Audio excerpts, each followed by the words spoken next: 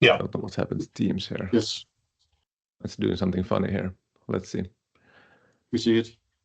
Yeah, so I'm just gonna get my Teams window here on the side, so I can see you as well, or at least if something happens there.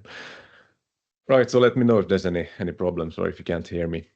So yeah, good to see so many people here. It's really fun that we got this group started.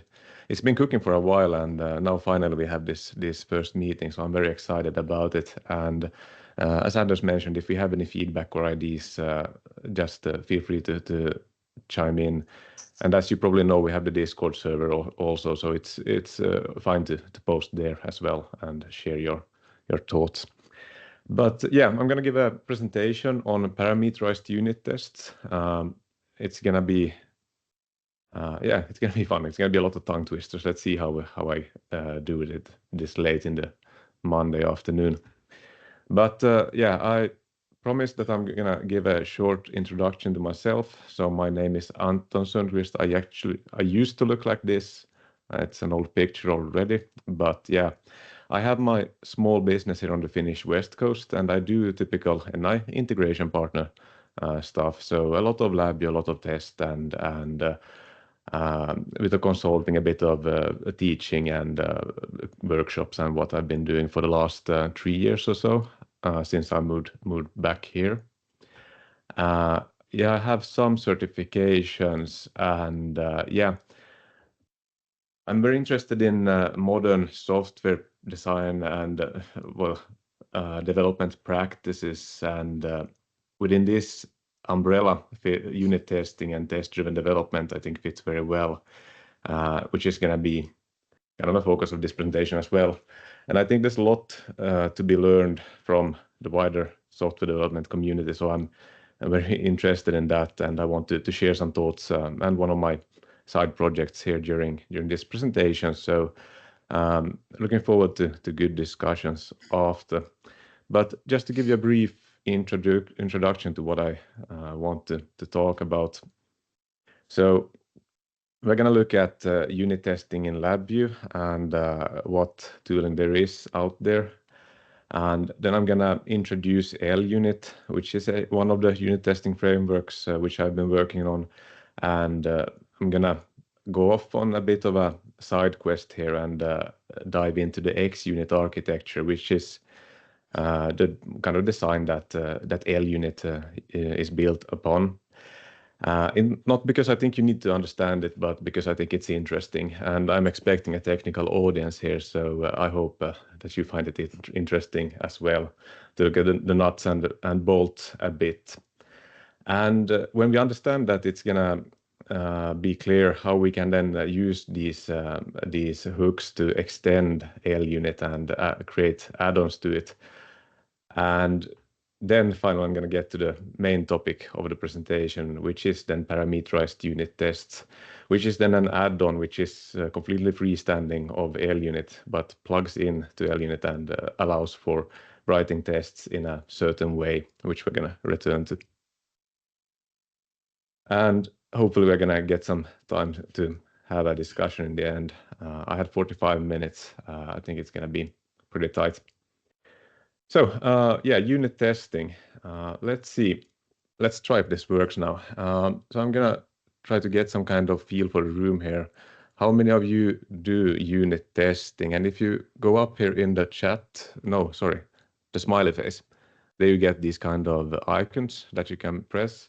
So just wait a moment, I'm gonna explain the rules. And if you always do unit test your code, if you always write tests for your code, use the heart emoji. If you do it sometimes, use the thumbs up, and wish I did it more. And then if you don't bother, use that one. And yeah, let's give it a go.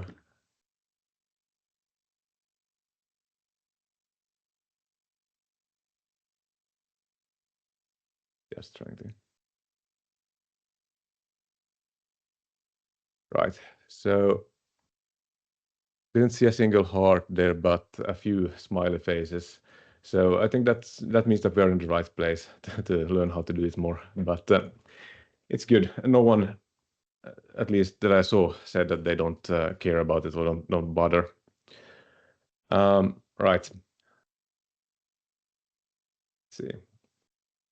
So just to give some kind of motivation to why you should bother with this, in case you didn't. And I think this is one of the things that before you have worked on a project where you have proper tests in place, it's difficult to see the value of it. But once you have worked on that kind of project or have had the experience, I don't think you ever would like to go back, or at least that's my experience. But don't take my word for it. Let's see what Martin Fowler says about quality versus cost. So this is on a broader term than why you should care about code quality. But in the article, he discusses testing as a very important part for quality.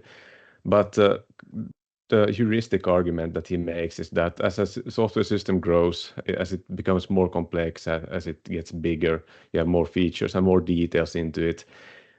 If you have poor or low internal quality to the system, then the development, it gets off nicely, but as the complexity increases, you kind of grow to a halt, and throwing more developers at the job won't solve it, because it no longer scales linearly with amount of hours spent on it. And that's really why high internal quality, and with that comes testing, becomes important, because if you have this kind of safety net for with your tests in place, then it becomes much safer and easier to make changes and to continue developing the system. So yeah, there's no numbers in here, it's just a heuristic argument. But the interesting thing here is the break-even line. And well, depends on what you put on the axis, on the scales there. But but in my experience, at least, I think the break-even comes much sooner than most people expect. So learning how to do testing and applying it actually pays back much sooner than what most people expect. And yeah. So now that we are all convinced that we want to go on and write tests for our code, let's see what we can do. So there's a few tools out there that's available in LabVIEW. These are both two of the unit testing frameworks made by JKI. They're both very nice. I used to use VI Tester a lot before, but they have since released Karaya, which is a more modern take on unit testing. And VI Tester is then on the XUnit architecture, which I'm going to get back to later. The main difference here is how you organize your tests. So you write the tests in LabVIEW using similar functions, but in Karaya, you can organize everything as you want. There's no restrictions on it. So you can just write VIs, which becomes tests when you use the API of Karaya to define the test. In VI Tester, you need to create a class which contains the tests. Then we have the NI unit testing framework, which I would not recommend anyone to use. And my biggest objection to that is because you don't write the tests in LabVIEW. Use this kind of configuration editor that NI provides, and it just becomes very dislocated from the actual code that you're writing. And then we have LUnit, which is very similar to VI Tester, but it's a bit of a more modern take on it. It's the main difference is really that it's much faster and much snappier to use, and has some nice project integrations into LabVIEW. So just to get everyone on the same page, I'm gonna do a quick demo. No, I'm not gonna do that yet. Let's first discuss XUnit. So yeah, XUnit, this is not in any way specific to LabVIEW, and it's kind of it's not really a standard. It's more like a style for unit testing frameworks. And I think it started in Smalltalk. We had SUnit, and then in Java it became really mainstream. They popularized unit testing through JUnit, and then there's also like NUnit in C# and so on. And in LabVIEW we then have VI Tester and LUnit, which are both XUnit style testing frameworks. But there's a few implications of this, the architecture design, and one is that in XUnit style frameworks you organize your tests as methods in a class. So you create classes which inherit from a parent test case class. Then you can hang test methods on that class, which are then defining your test. The test methods traditionally starts with the four letters TEST, and that's how the tests are then identified from other methods which might belong to the class. Within the tests, we use assertions, which are then in LabVIEW, it's a VI, which defines what makes the test pass or fail. And then you compare expected values to the actual values. And you then need some kind of framework which would enumerate all the tests for you, find them from wherever you keep them, run the tests, and report the results back to you. So that's really why you need the testing framework then. And you also have this kind of pattern where there's a setup and a teardown method. So it's typically called a fixture when you write your test. So everything that you set up that you use during your test is called a fixture, and it may just be some constant or something, but there is these kind of VIs in LabVIEW then, which defines the setup and teardown methods. And when the framework runs the test method, so before each test method is executed, the setup method is executed, and then when it's done executing, the teardown method executes, and then it's repeated for each method in the test case class. So good. So now I'm actually gonna bring up LabVIEW and show what it looks like. So let me just see here. I have an empty project which we're gonna start from. Let's click here. So when you install LUnit, you get this toolbar item here where you can create a new test case, and then you get a dialog which asks you where to save it. And what you end up with is this kind of class which has a small overlay to show you that this is a test case class. And this, as I mentioned, it inherits from test case, which is part of the framework then. And we have a template method which we can use to start writing our tests. So we can just go and select new from template, and then we get a small test VI. And on the block diagram, we have just a constant and some placeholder. So if we save this with some name, we can run it. And you can run in LUnit, you can run the tests similar to Karaya by just clicking the run arrow, and it will kick up the user interface and show you the results. You can also run it from the project like so, and it runs it again, or then we can run all the tests in the project from there. Importantly is that you need to save it first, because that's how we can, that enables finding it from the UI. And when we click the method here in the UI, we get some explanation of what went on during the tests, what passed and what failed. And we can use, for example, numerics or strings or whatnot. This is a mailable VI, so it takes any kind of input. And if we run this, it will of course fail, because now we are comparing a string to a 0 of type I32. So hope this is clear enough. But this is what we have. This is the test case class, which we then have the test methods in. And and this would be the assertion that I mentioned earlier. And we have a few different assertions to choose from, which we then can use to write more elaborate tests or so. Good. Just to check on time. So we can run the tests. So I already mentioned this. Now we run it. And we get this. I didn't show you this, I guess, but you may have noticed it already. When the test fails, we get this small overlay in the project showing that it failed. And if we make it pass again, then we get a green overlay, which shows that it passed. And since all the test methods in this class passed, we get a green overlay on the class as well.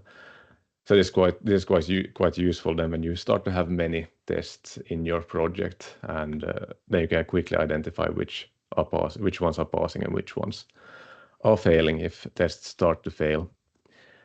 And an error would then show up as a yellow dot with a cross in it, like so. Good. So now we're going to go off on a bit of a tangent and look at how it works under the hood. And we have a few core classes there which makes up this framework. There's one interface called the runnable interface, and this is what defines something that we can run. So the test case class inherits from this, and we also have a test suite, which we're going to see in a minute, which also is a runnable and can be run. And each runnable has a name, and that's what we see here in the project. In the use interface here.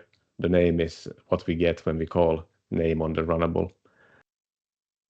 And yeah, then we have the test case. So this is now the parent of this test case we had here in LabVIEW. And there's a few methods here that are defined, and these are, well, this is not, but the other ones are dynamic dispatch, so you can actually do overrides on them if you need to for some reason, which you might if you want to extend the behavior or change it. So we have this suite method, which produces a test suite out of a test case class. And the test suite is now basically an aggregate which contains one instance of the test case class for each test VI in the class. So when we had this one earlier and we called suite on that test case class, we get an aggregate of one instance of the test case class, which then points to this test method.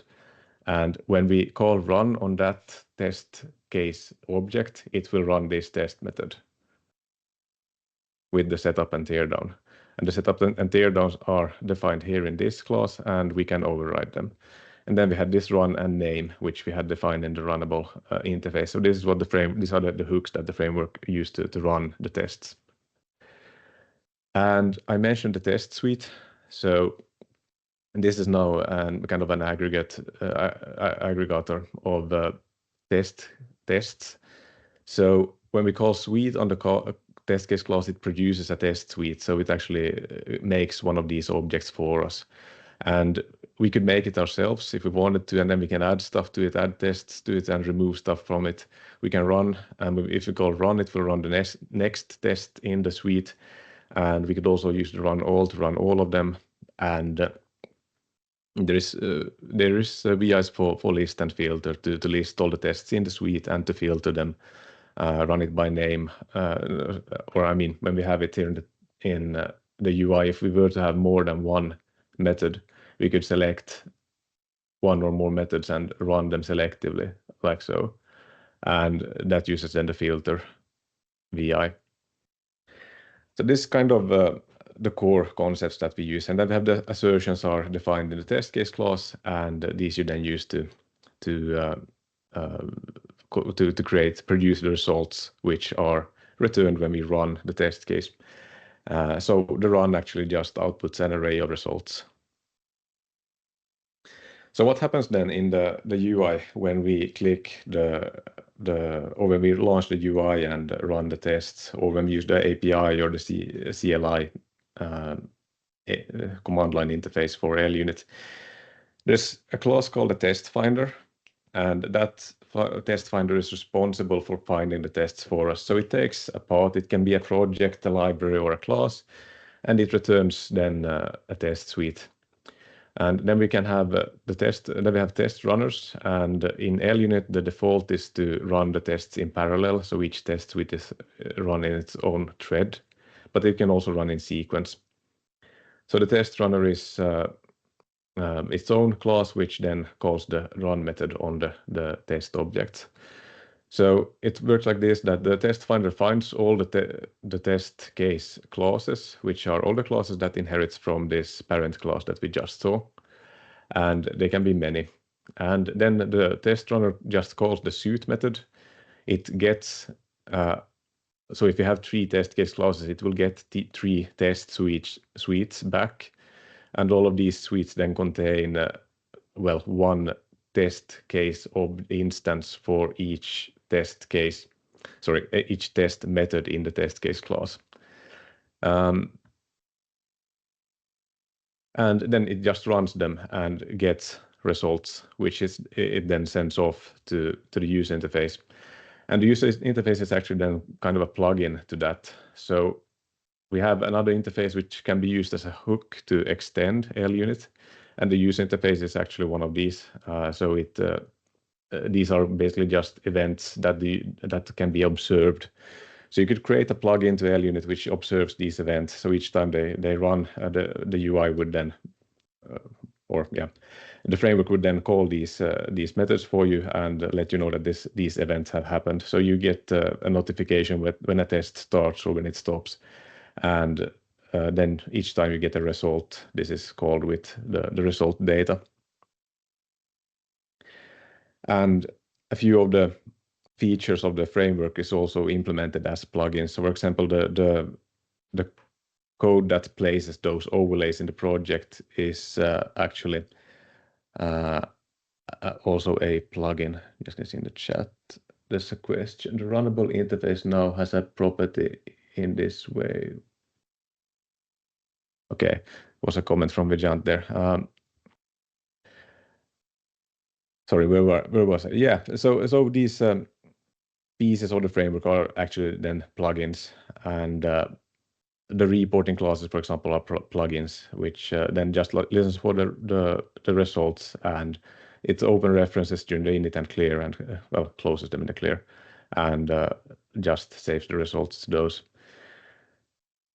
So yeah, that was kind of a bit of a side topic here, but I think it's interesting to see, and it's gonna open up a bit how this might work then behind the scenes. I'm not gonna go into this specifically how it works, but you can maybe figure it out just from the past few slides later.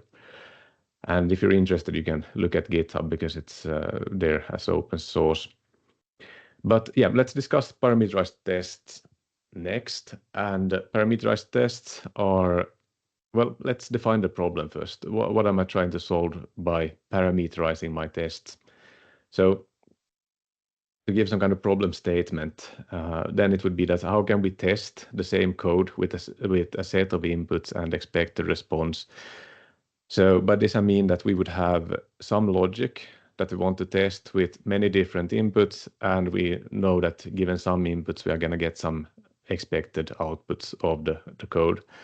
And now we want to do this nicely, so we want to do it in a good way so that we have good readability, so that we have nice result reporting, and it's easy to find a fault or localize the fault when a test fails. We want to have a nice developer experience, of course, and we want it to load quickly. So next I'm gonna discuss 3 different ways which we can do this in, and not to spoil anything, but the third way is gonna be the most interesting one. So before we dive into it, let's look at what it might look like in Python. For those of you that are used to are familiar with text-based languages, this might be very clear what's going on here. But in Python, we have the PyTest, which is again a similar framework to what LUnit is. And in PyTest, you create a parameterized test by using this. I think it's called a decorator or something. When you mark the function here below with this mention here. And this now says that we define 3 parameters, base, exponent, and expected. And each parameter is now a tuple in this array of tuples. So we have 238 would be the first set of parameters or parameter set, and then the second one would be 501. And then when this test method runs, it will run one time for each parameter. So hope this is clear what I'm trying to solve, or the problem that I'm trying to approach. So we want to do this in LabVIEW in a nice way. And I think it's easiest to grasp this if we look at an example. So let's look at interpreting readings from a temperature sensor. So let's say that we have some made-up device that gives data in this format. So it returns strings, and if we have minus 40 degrees, that's the minimum temperature we could see, then we have this 0 string, which is of course 0 in hex as well. And the max would then be signified by 7D00 in hex, which is then 125 degrees Celsius. We have room temperature there in between, and then we have some invalid data, which would be returned if there's something wrong with the device. So these are I can't count. These are 4 different parameters, which we are gonna write tests for. So the first approach which you might use is then to create one test VI for each parameter. So you would end up with a class which looks like this. And to be honest, this works very well. I wouldn't object to anyone doing it in this way. The problem really with doing it this way is if you start to have a big set of, or many parameters, if the number of parameters is more than 4, then it gets more tedious to create a lot of small VIs and maintaining them. And if you just copy the VIs and implement it 4 times, then you will sooner or later go into a situation that you want to change your code or your logic under test, and that's going to be painful. So you will learn to make it into a sub VI. So in this case, I have this small helper utility method called logic under test. And then each of these VIs would just be a small wrapper which calls logic under test with some constants. When we write tests, it's typically fine to use constants, and they should be then demonstrating some use case. So yeah, as I mentioned, it's fine, but there's some drawbacks to this. It's also difficult to get an overview of what this test is doing, because we have 4 different methods, and to understand it, we would need to open each one of these to see that there's nothing funny going on and that they are actually doing the same thing. So there's some drawbacks, but I mean, simple is always simple. So I still like this way, and it works very nicely. If we run it, we get this kind of result out of it, and we can just double click these to open up the test that failed. So fault localization is actually quite nice here as well. But as I said, it doesn't scale that well if we start to have many parameters. So let's see what we can do next.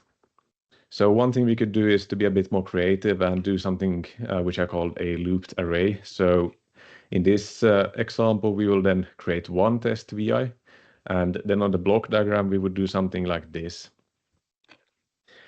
And this has some benefits. I mean, here we have all the parameters defined at one place. It's easy to understand that this test now only tests the logic in one way with many different parameters. So in that way, it communicates the intent very well. But on the other hand, reading the results is very messy. So you end up when you run it in LUnit, you get this one test method which has now failed, and then you get a wall of text. So if you have 4 parameters here, then it's not that bad to scroll through 4 different assertions and try to find the right one. But if you have a bigger set of parameters or more of them, it gets kind of tedious to then read through and try to figure out which one was the one that failed. I'm thinking about adding colors to this, but yeah, maybe in the future to help out with that. But let's look at the last approach. So the last one is then the parameterized add-on, which is a small add-on to LUnit, which is basically just 2 classes that is installed. And when you install those, you get a new menu option, which you can use then to create something called a parameterized test case. So I think I'm just going to show you how it looks and how it works. So let's just go on and do what I just showed. So we go to LUnit and we select new parameterized test. And let's just use the template name here. It's going to spit out a test case for us. So this is again something that inherits from the LUnit test case, but there is one step in between now. So it actually has a longer inheritance chain here. but it's nothing that you as a developer need to care about.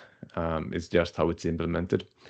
But you also get a bit more in the test case class here. So you have a new method or a new VI here called parameters, and you have this test method template, which looks a bit different as we are going to see in a minute.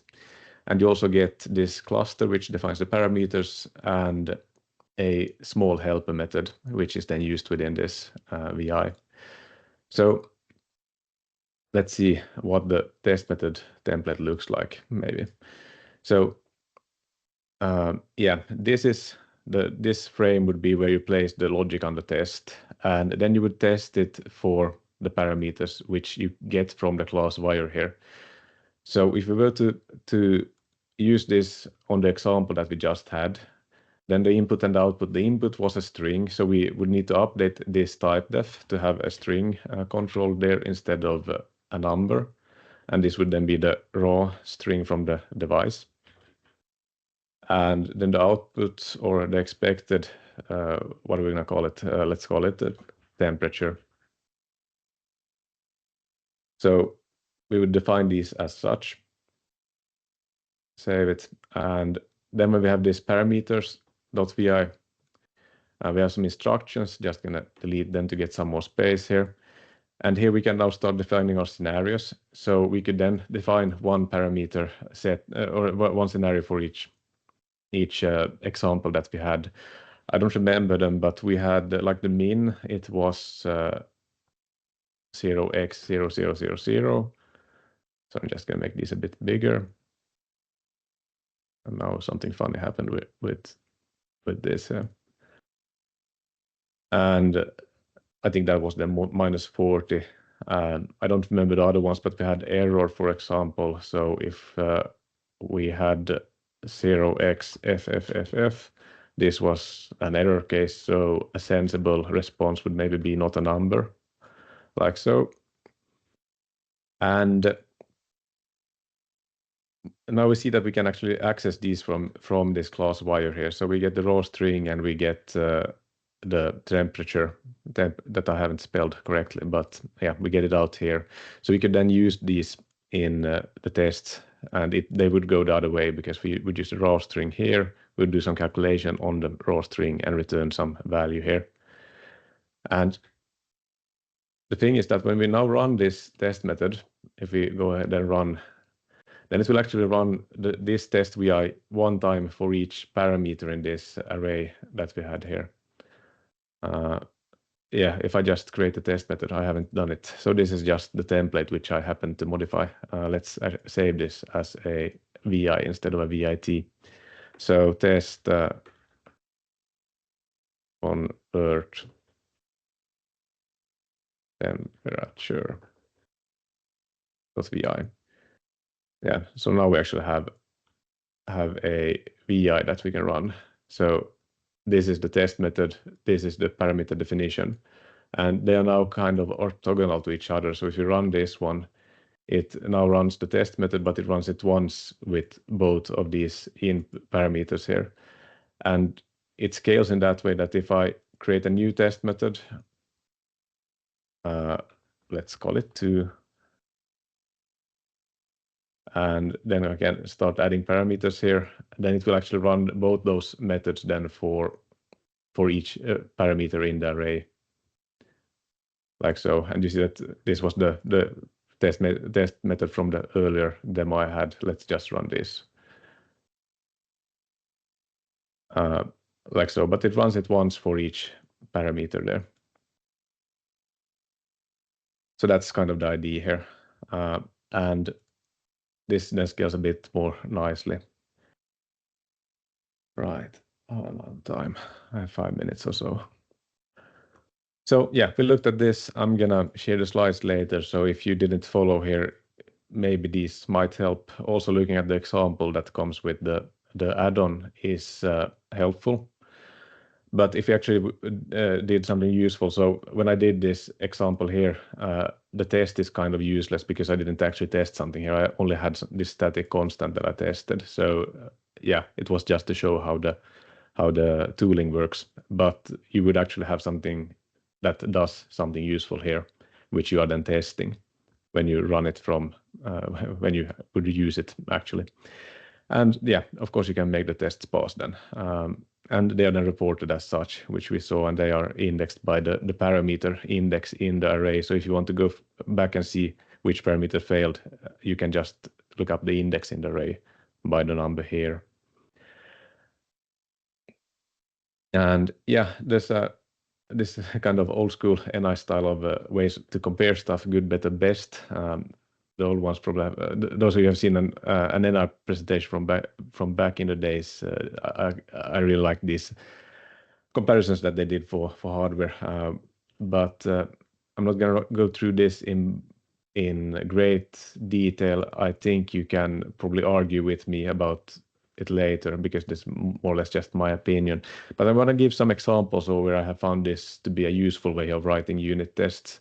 So let's say that you are working on a design where you have something like a strategy pattern or a command pattern, and then you could have some kind of, or you can have some default behaviors that you want to have on your commands, or you could come up with some kind of behavior that you could define more in general.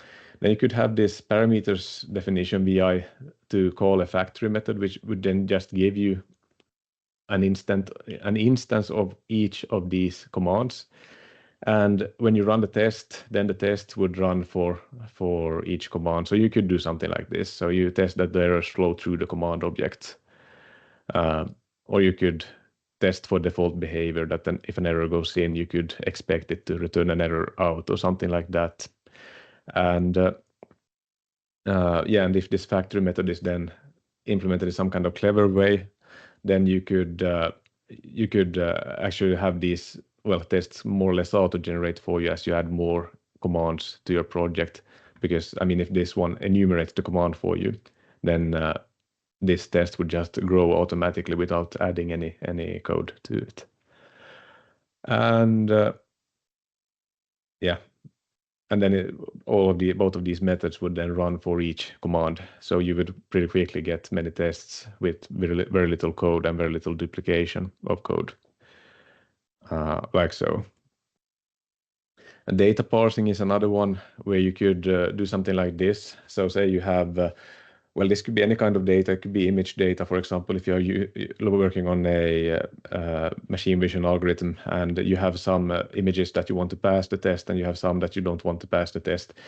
And if you just organize them in folders on disk that are, they're sorted, then you can write your tests in this way. So here we just enumerate all the files in this folder, and they are then valid files. And then these ones are invalid files, which we then mark as invalid. And when we run the test, then we assert that this one passes the test and this one fails. It could also be something like you have a scope trace, or I mean, a waveform that you have captured from a scope that you need to do some analysis on. And when you then later find a waveform that should have passed the test but didn't, you just add it as another parameter and maintain your tests so that all the existing parameters or all the existing tests always passes, but now also the new test passes. So in that way you get very robust analysis methods because you don't have regressions, because you always test for the old ones that you had. But these are just a few ideas, and you can probably come up with a lot of ideas on your own. I should probably mention also a bit of or recognize that Sam Taggart at SAS Workshops has contributed to this add-on as well, and especially to the developer experience, and added some nice touches to it. So that should also maybe be said here before we wrap up. But yeah, if you're writing parameterized tests or tests that are only differing on the data that you run the logic on the test for, then using a parameterized unit test makes a lot of sense, and then we can have the test data orthogonal to the functionality. And using then this parameterized test case add-on is a way to clearly communicate the intent of those tests. And Yeah, 2 minutes left.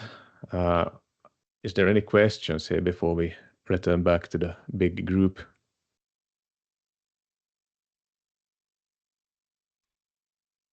I have a question here, it's Martin here. It's maybe not related specifically to this tool, but maybe more general to the unit testing and the framework you showed us here. Do you always have the setup and the teardown between each unit test, or are there methods of setting up one setup and then running a multitude of unit tests and then having a teardown after that? How would you handle that? Yeah, actually, so me myself, I very rarely use the setup and teardown methods, and the reason is that it kind of makes the readability bad because you have the logic spread out over 3 separate VIs. So I wouldn't. I'm a bit hesitant to using them. Back to your question about having this kind of global setup and global teardown, and that is possible. It's not natively possible, but I have another add-on that does exactly what you suggested. That adds, so it's called a global fixture to the test case. So then your test case would inherit from a global fixture test case, and if it does so, then it will you will have this global setup and global teardown, which you then can use before and after all the tests within the test case class. Okay, but do you find yourself that you typically run into problems with execution time and stuff like that due to setups and teardowns? So you mean, so typically test code doesn't take that long to run unless you touch the file system or does something with some hardware or something like that, which I typically try to avoid. On a modern computer, reading a file isn't really expensive. It doesn't take that much time either. So yeah, I mean, if the tests start taking a long time, then you can use those to speed it up if that's a concern. But I would go that way. I mean, there is a profiling tool in LUnit as well, so you can see which methods take the longest time to execute, and then you can optimize those. So I typically just write the tests, and if I start to feel that it's taking too long to execute the tests, then there are, well, depending on what I'm going for. Usually what I do is I break up the test suite in smaller suites. You can organize the tests in projects within your LabVIEW project, and that speeds up both the project load time because you don't need to load the classes, and then you can run them selectively and don't need to run all of the tests each time. But you can still have them in like a CI server running each time you commit and so. But you don't need, when you do like TDD style of workflow, you don't need to run all the tests all the time in that way. Did that answer the question? Yeah, I think so. Then I wanted to get an idea of how big an issue this is and the workflow behind it. Thank you. I think one thing that actually slows down testing a lot is if you try to test through frameworks. So if you have your logic in an actor or a DQM Edge module or something like that, and you spin up that actor for each test, then that's gonna start adding overhead. And yeah, I would prefer to then just test the logic that you place in the actor in a unit test, and then have that class then wrapped by the actor, so that the actor that just takes care of running it asynchronously.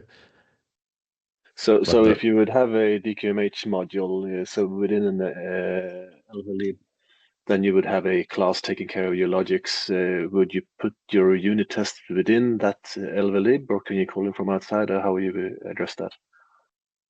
You mean how you organize? need to expose the class that includes the logic from make that public? It needs to be, would you run the test from within the LabVIEW? So the class that you test needs to be accessible from within the test. So you would need to have it publicly scoped, I guess. I wouldn't place the test code with the production code, or I would like to have them separate on disk so that when you deploy, you don't get test code with your deployment. I want to be able to just delete all my tests from the project without any dependencies on them. Yeah. All right. So it does put some requirements on how you architect your code to be able to do this properly. Yeah, it sure does. It sure does. It puts a kind of a pressure on the design, but I think it forces it in a positive direction. It gives you feedback on the design really, because through the tests you are really the first user of the design that you're writing. So I mean, it's a good way to get feedback on it. It's the same thing when you're testing the hardware that you actually put in the system for, isn't it? Sure. Thank you.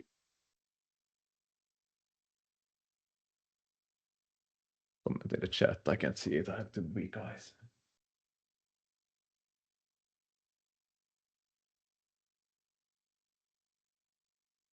Any more questions to Anton?